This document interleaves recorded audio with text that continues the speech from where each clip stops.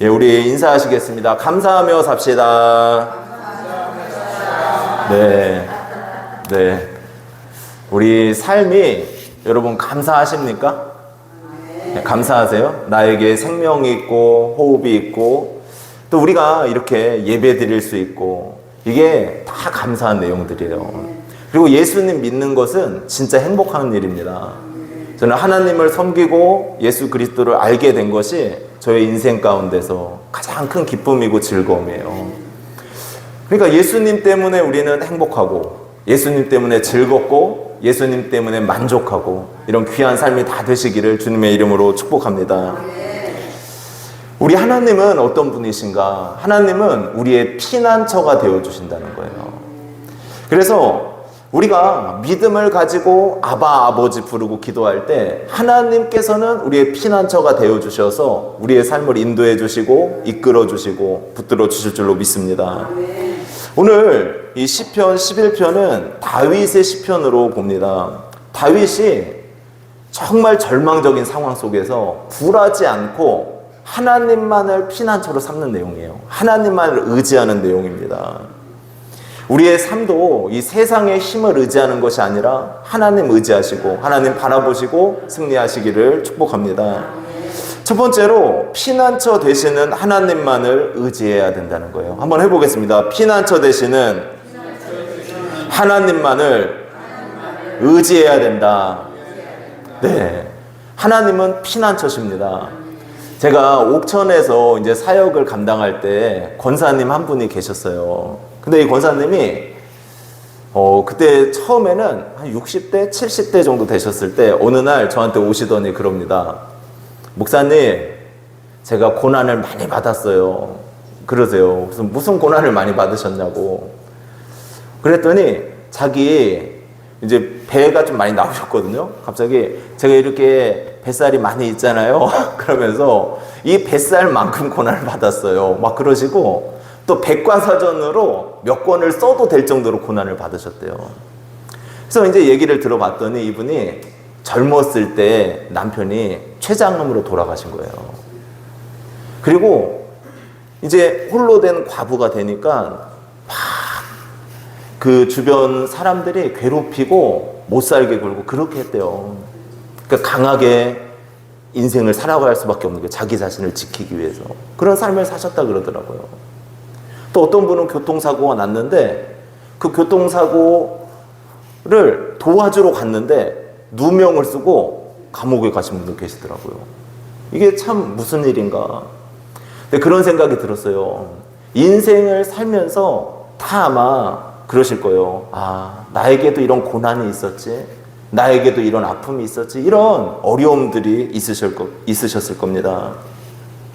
어떤 사람은 사랑하는 사람을 먼저 보낸 사람도 있어요. 자녀를 먼저 떠나보낼 수밖에 없는, 아파서 그런 사람도 있을 것이고, 또 경제적인 어려움에 빠져서 고통 가운데 빠질 수도 있습니다. 미래에 대한 두려움도 있고, 또 삶 속에 배신과 고통의 상처를 받는 분들도 있어요. 그러니까 이 땅을 살아가면서 우리는 우리가 원하지 않지만 고난을 당하고 고통을 받을 때가 있습니다. 그럴 때 우리가 무엇을 바라보아야 되는가? 나를 의지해야 되는가? 나를 묵상해야 되는가? 연민에 빠져야 되는가? 아니라는 거예요. 우리가 고난 중에 있을 때, 어려움 중에 있을 때 우리는 살아계신 하나님을 의지해야 됩니다. 그리고 하나님을 피난처로 삼으라고 말씀하시는 거죠. 오늘 시인도 마찬가지로 큰 고통 가운데 빠져 있습니다. 근데 하나님을 피난처로 삼고 있는 거예요. 우리 1절부터 3절까지 말씀 한번 같이 읽도록 하겠습니다. 내가 여호와께 피하였거늘 너희가 내 영혼에게 새같이 내 산으로 도망하라 함은 어찌함인가. 악인이 활을 당기고 화살을 시위에 먹이며 먹음이 바른 자를 어두운 데서 쏘려 하는도다. 터가 무너지면 의인이 무엇을 하랴. 아멘. 지금 이 시인은 큰 어려움에 빠져 있습니다. 악인이 이제 활 시위를 당겼대요. 당겼는데 그곳이 어디냐? 어두운 곳에서, 보이지 않는 곳에서 자기를 향해서 활 시위를 당기고 죽이려고 했다는 겁니다. 그러니까 시인은 큰 고통에 지금 빠져 있는 거죠. 어려움에 빠져 있는 겁니다. 이제 사람들이 주변에서 그러는 거예요. 너는 새같이 내 산으로 도망하라. 그 빨리 도망치라는 거예요. 주변의 사람들이 보기에도 이 고통과 절망스러운 상황이 너무 힘드니까 너는 저 멀리 빨리 도망가라. 이렇게 이야기를 했던 것입니다. 근데 주석을 보면은 이렇게 말해준 사람들도 하나님을 아는 사람이었고 믿는 사람이었다는 거예요. 그러니까 믿는 사람들이 보기에도 너무 괴로우니까 도망가라. 이렇게 얘기를 했대요. 맞는 말 같아요. 고난 당했으니까 빨리 피해가라. 빨리 도망가라. 이게 맞는 말 같잖아요. 시인을 위해서 한 말일 수도 있어요. 그런데 이 시인은 자신은 하나님께만 피하겠다 이거예요. 나는 하나님만을 나의 피난처로 삼겠노라 고백합니다. 그리고 도망가지 않겠다는 거예요. 우리도 이 땅을 살아가면서 어려움 당하셨을 때, 또 고난 당하셨을 때, 여러분 먼저 하나님을 찾으시길 바랍니다. 몸이 아파요. 또 어떤 상황이 너무 안 좋아졌어요. 그러면은 많은 사람들이 사람을 찾아가요. 나에게 힘이 될 만한 사람을 찾아갑니다. 근데 우리는 하나님을 믿는 사람이잖아요. 예수님이 나를 위해 죽으시고 나를 사랑하시고 나의 죄를 용서하시고 자녀 삼아주신 걸 믿으시잖아요. 그러면 하나님을 먼저 찾아야죠. 우리의 몸이 아플 때에도 하나님 인도해 주세요. 하나님 제 몸이 왜 아플까요? 하나님 도와주세요. 어떤 어려움과 상황이 나빠졌어도 하나님 왜 이런 일이 벌어졌죠? 하나님을 먼저 부르셔야 된다는 거예요. 하나님을 피난처로 삼으시기를 축복합니다. 제가 이 정읍교회에 오기 전에 한 3년 정도 직장에서 일을 하게 됐어요. 이제 개척을 준비하면서 예배는 가정에서 모여서 드리고, 그리고 3년 동안 이제 가전제품 배송하는 일을 했습니다. 그런데 처음에 갔더니 이 무거운 걸 나르는 일을 하잖아요. 그러니까 사람들의 말이 좀 험해요. 그래서 이렇게 험하구나 이제 그런 걸 느끼면서, 근데 나중에는 처음에는 이제 좀 욕도 먹고 그랬는데 나중에는 사람들이 그러는 거예요. 일 잘한다고. 다 제가 3일 만에 도망갈 줄 알았대요. 일하다가. 근데 3년을 버티고 일을 했어요. 근데 하다 보니까 할만하구나. 이 일도 할만하구나. 근데 세상 일을 하면서도 보니까 어려울 때가 있더라고요. 힘들 때가 있어요. 부딪히는 사건들도 있고 여러 상황이 있는데 그 상황을 겪을 때마다 매 순간마다 하나님 앞에 기도할 수밖에 없었어요. 왜냐하면 저는 세상 일을 알지 못하니까. 처음 나가서 완전히 초년생이잖아요. 매 순간 운전을 하루 종일 하면서도 하나님 앞에 기도하고 하나님 도와주세요. 하나님 오늘 하루도 인도해 주세요. 기도할 수밖에 없더라고요. 하나님께서 그 순간순간마다 지혜를 주시고 피할 길을 내시고 은혜를 베풀어 주셨어요. 야, 이게 하나님의 은혜구나. 하나님의 도우심이구나. 이런 생각을 하게 되었습니다. 우리가 잘 아는 코리 텐 붐 여사의 주님은 나의 피난처라는 책이 있습니다. 2차 세계대전 때 이제 독일군의 포로로 끌려가게 됐어요. 이분이 포로 수용소에서 추위, 고문, 굶주림, 모든 고난을 다 겪게 됩니다. 근데 인간의 육체적으로 당할 수 있는 고난, 이런 것들을 다 견뎌내고 이겨냈는데 한 가지 너무 고통스러운 게 있었대요.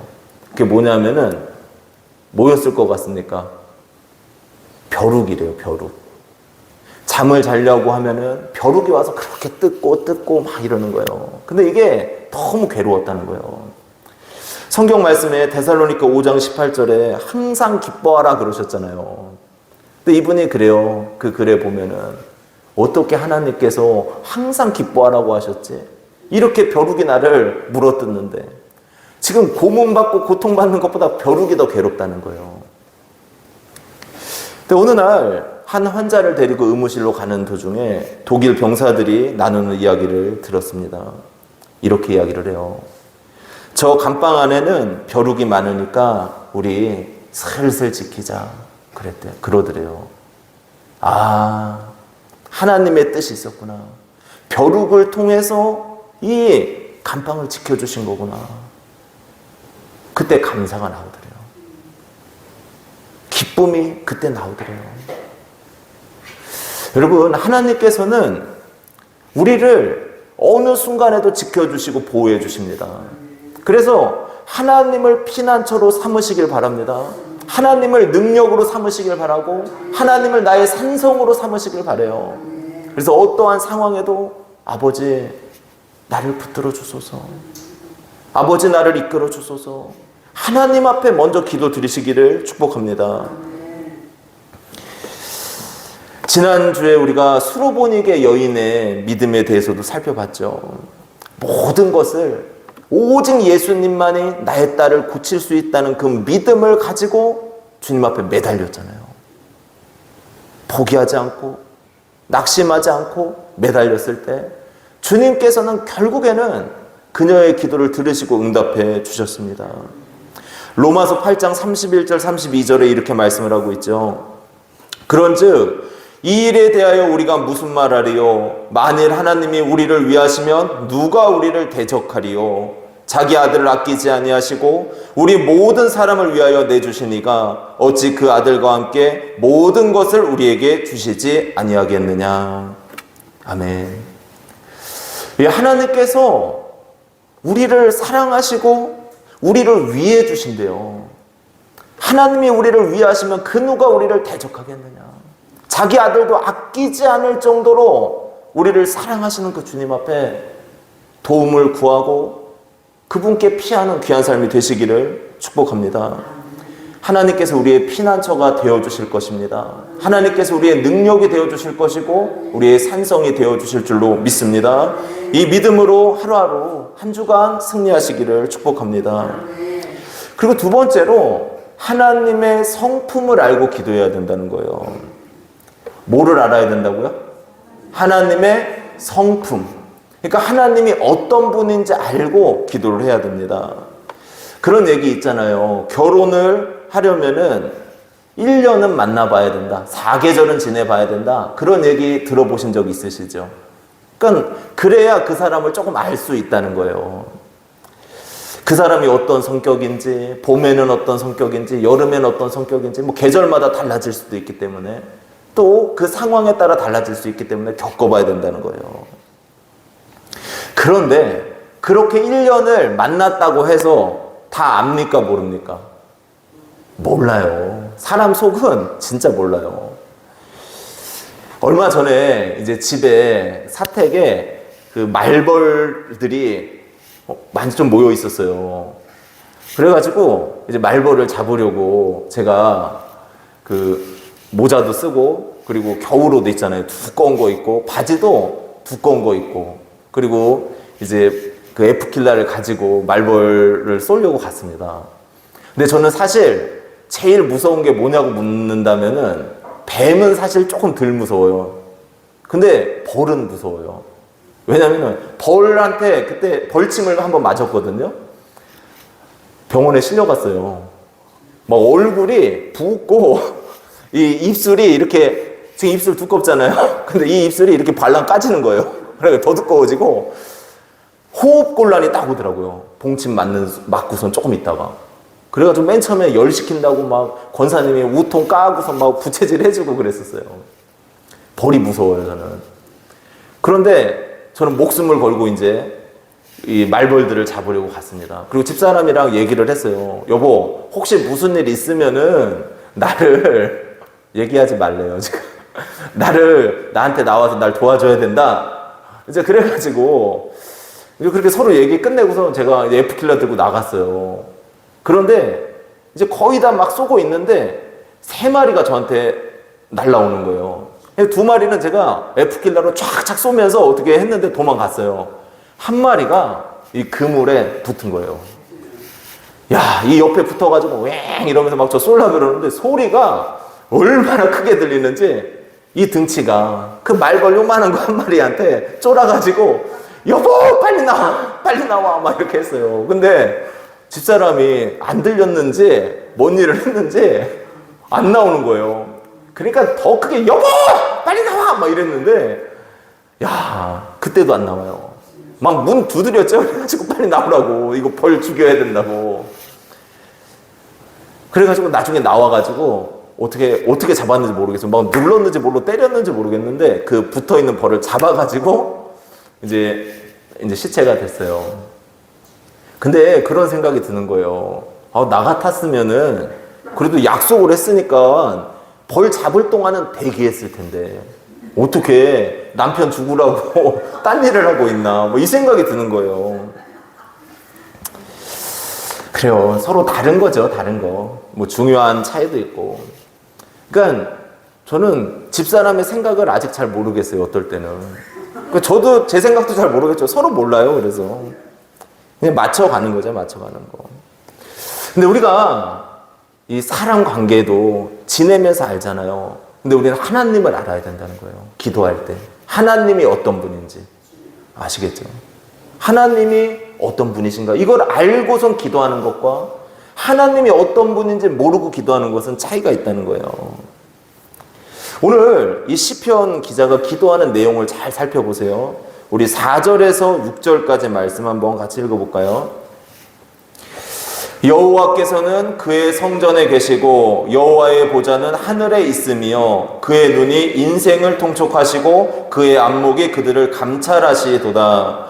여호와는 의인을 감찰하시고 악인과 폭력을 좋아하는 자를 마음에 미워하시도다. 악인에게 그물을 던지시리니 불과 유황과 태우는 바람이 그들의 잔에 소득이 되리로다. 아멘. 지금 시인이 하나님을 알고 있습니다. 근데 하나님은 어떤 분이라 그러십니까? 여호와의 보좌는 하늘에 있으며 그의 눈이 인생을 통촉하시며. 그러니까 하나님께서는 우리의 인생을 보고 계시는 분이다. 전지하신 분이다. 이 말씀을 하는 거예요. 사람이 사람 마음을 모르잖아요. 그런데 하나님은 아신다는 거예요. 그 마음의 중심도 아시고 그 마음에 품은 생각도 아시고 뜻도 아신다는 거예요. 그러니까 하나님은 사람의 삶을 알고 계시는 분, 전지하신 하나님이십니다. 이 고백을 드리는 거예요. 지금 또 뭐라고 말씀합니까? 여호와는 의인을 감찰하시고 악인과 폭력을 좋아하는 자를 마음에 미워하시도다. 이렇게 말씀을 해요. 그러니까 악인들, 폭력을 행하는 자들, 이 당시에 사회적인 자신의 힘과 지위와 권력을 가지고 약한 사람들을 괴롭히는 그런 권력자들이 있었단 말이에요.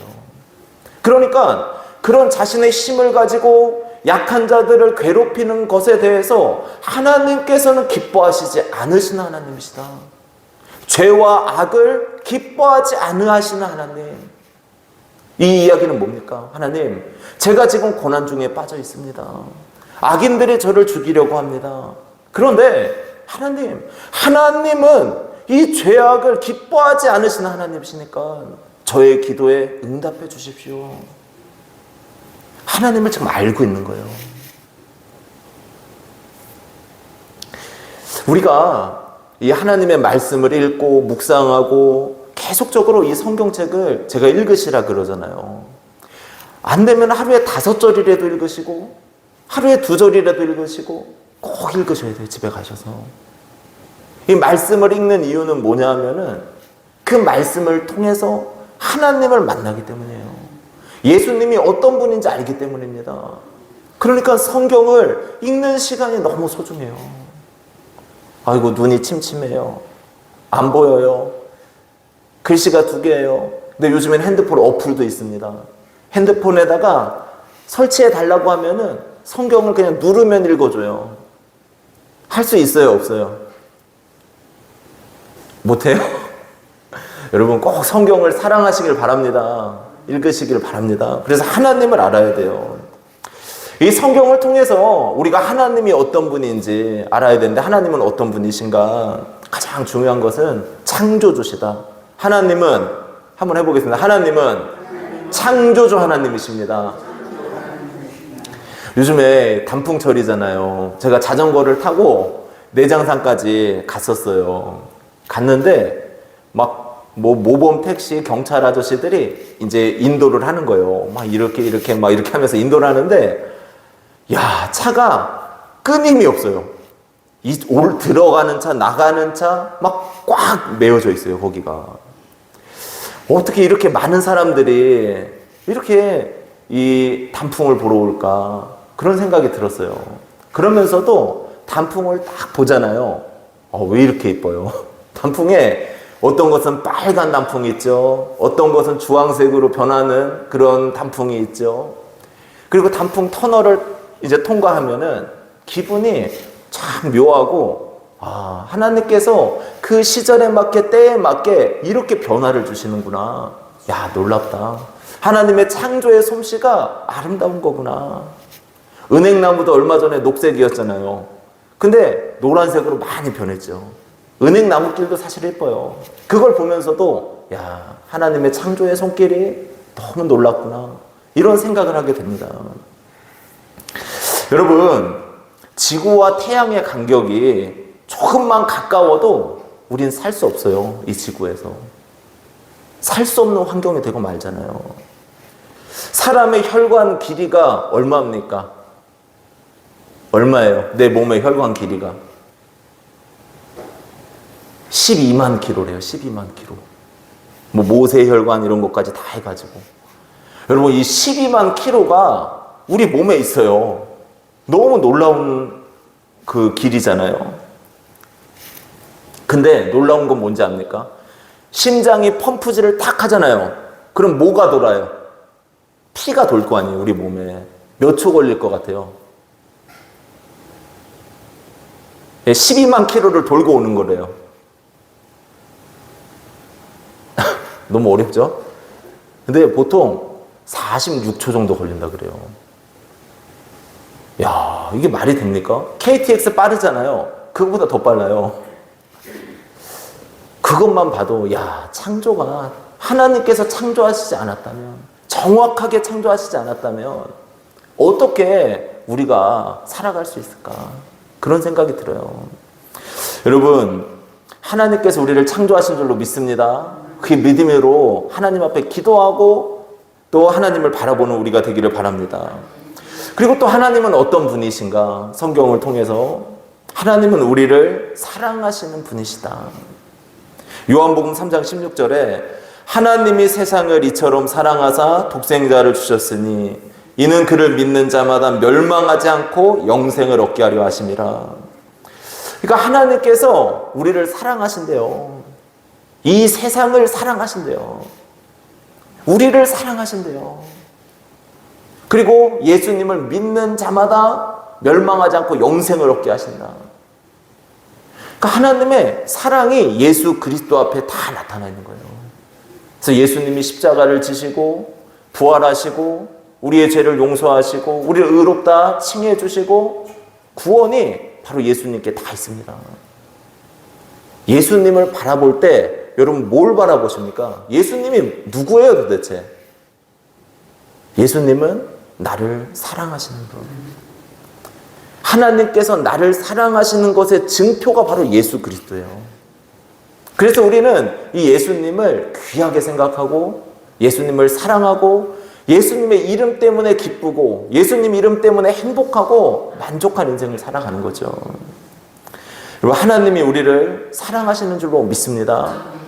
그리고 로마서 8장 32절에 하나님은 어떤 분이신가? 자기 아들을 아끼지 아니하시고 우리 모든 사람을 위하여 내주시니가 어찌 그 아들과 함께 모든 것을 우리에게 주시지 아니하겠느냐. 이건 무슨 말씀이에요? 아들도 주셨는데 너희가 기도할 때 너희의 기도에 응답하지 않으시겠냐? 모든 것을 주기를 기뻐하신 하나님이 아니시냐? 지금 이 말씀이잖아요. 자신의 독생자까지 주실 정도라면 우리를 사랑하시는 하나님이 너희를 위해서 준비한 모든 것을 주신다는 거예요. 기도에 응답하시는 하나님. 그러니까 우리가 이 성경을 읽고 묵상하시잖아요. 근데 그걸 통해서 하나님을 알아가시기를 바랍니다. 저는 요즘에 성경을 읽으면서 너무 기뻐요. 하나님이 정말 우리의 인생을 섭리하시고 계획하시고 사랑하시고 선한 길로 이끌어 가시는 걸 믿기 때문에. 그래서 여러분 이 하나님을 신뢰하시고 말씀을 통해 하나님을 만나시기를 주님의 이름으로 축복합니다. 그래서 오늘 이 시편을 통하여서 우리가 두 가지로 살펴봤습니다. 인생에 고난 어려움이 있어요. 가장 먼저 하나님을 찾으시길 바랍니다. 그리고 하나님을 피난처로 삼으셔야 돼요. 하나님을 나의 산성으로 삼으셔야 돼요. 그럴 때 하나님께서 그 기도에 응답하시고 하나님 전 세상 것 의지할 수 없습니다. 하나님 도와주십시오. 이렇게 기도할 때 우리의 능력이 되어주실 줄로 믿습니다. 그리고 두 번째로 말씀을 통해서 하나님의 성품을 알아야 돼요. 하나님이 어떤 분이신가? 하나님은 아까 전지하신 분이시고 악을 미워하시는 분이시고 세상을 창조하신 분이시고 우리를 사랑하신 분이시고 우리의 기도에 응답하시는 분이시고 여러분 지금 성경을 통해서 우리가 하나님을 아는 거잖아요. 그래서 말씀을 통해 하나님을 알아가시기를 주님의 이름으로 축복합니다. 우리 이 시간 같이 기도 드리도록 하겠습니다.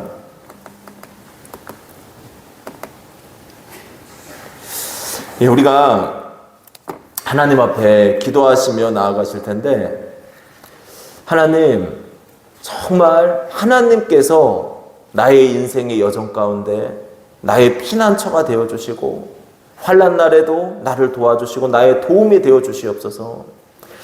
세상 사람들은 세상의 힘을 의지하지만 오직 하나님만을 의지하는 믿음으로 우리가 살아가도록 인도하여 주옵소서. 우리 이러한 마음으로 나의 피난처가 되어 주시옵소서. 하나님 나의 능력이 되어주시고 산성이 되어주옵소서. 이러한 마음으로 다 같이 기도하며 나아가겠습니다.